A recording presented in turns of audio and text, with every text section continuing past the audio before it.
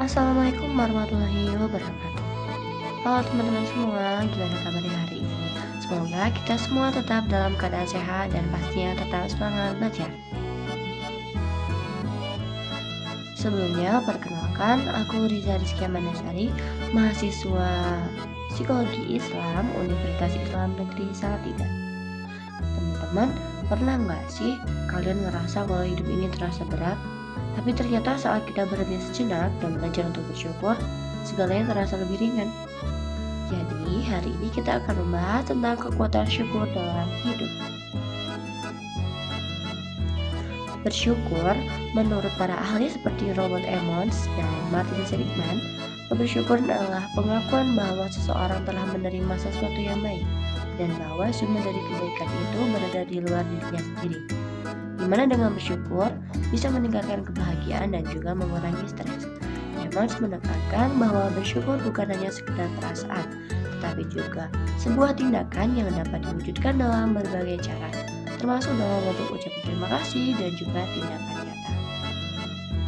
Menurut Emmons, bersyukur bisa dimulai dari mengakui kebaikan yang ada dalam hidup, baik itu dari hal-hal kecil maupun besar. Teori Emmons tentang bersyukur ini juga sejalan dengan prinsip-prinsip psikologi positif yang menekankan pada pengembangan kekuatan dan potensi manusia, yang termasuk juga rasa syukur untuk meningkatkan kualitas hidup manusia.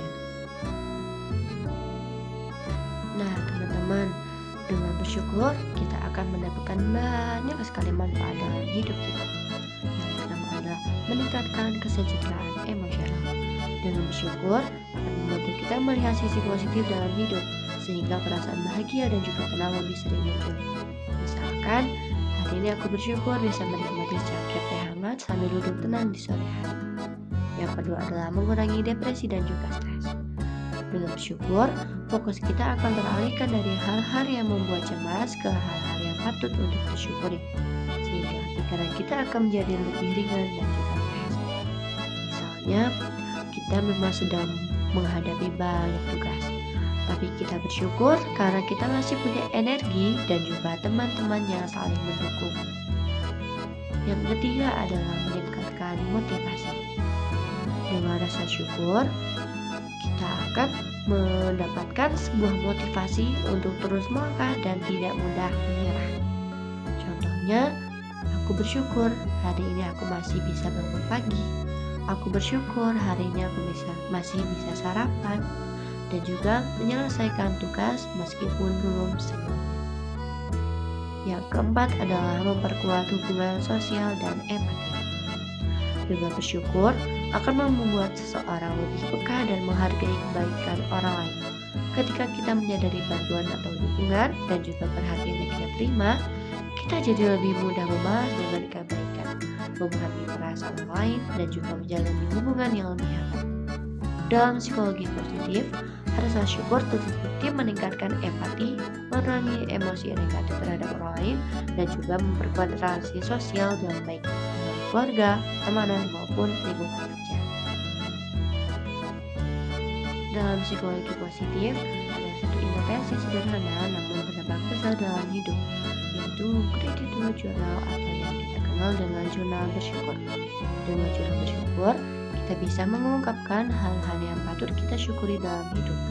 Mengimplementasikan jurnal syukur ini dengan cara menulis hal-hal yang terjadi dalam tiap harinya yang memang dengan sepatutnya untuk kita syukuri.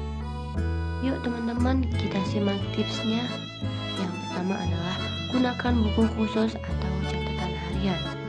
Cari buku kecil atau diary yang bisa kamu pakai khusus untuk menulis hal-hal yang kamu syukuri. Jangan dicampur sama catatan tugas atau kuliah ya, biar lebih rapi dan juga enak untuk dibaca ulang nantinya. Yang kedua adalah tentukan waktu rutin, tulis minimal 2 halaman per hari.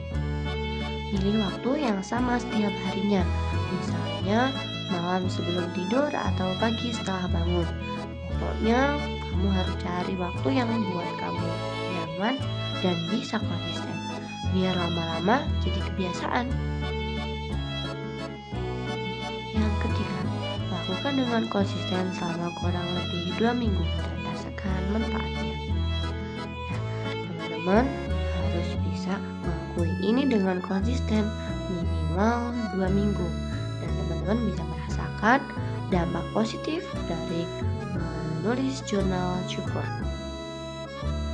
Katanya penelitian sih, kalau rutin, hati kita bakal bisa lebih tenang, tidur juga lebih nyenyak, dan pikiran jadi bisa lebih positif.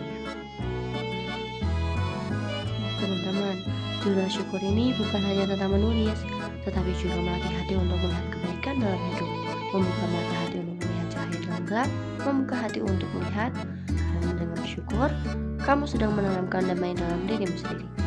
Maka, syukurlah, hidupmu akan terasa cukup meski hidup dalam kesederhanaan. Karena dalam hidup, kita nggak mungkin selalu punya hari yang sangat sempurna. Tapi, kita selalu bisa menemukan satu hal kecil untuk disyukuri. Syukur bukan berarti semua hal berjalan mulus, tetapi ini tentang melihat cahaya kecil di tengah hari yang gelap. Dengan jurnal syukur, kita belajar untuk lebih peka, lihat lebih tenang, dan juga lebih bahagia. Bukan karena hidup jadi lebih mudah, tetapi karena hati kita jadi lebih kuat. Jadi, mulai sekarang, yuk luangkan waktu sebentar saja tiap hari, duduk tenang, buka jurnalmu, dan tulis 3 hal yang kamu syukuri dalam hari ini. Karena terkadang bahagia itu bukan soal punya segalanya, tapi bagaimana kita bisa menghargai apa yang sudah kita miliki. Sekian penjelasan dari saya. Kurang lebihnya mohon maaf. Wassalamualaikum warahmatullahi wabarakatuh.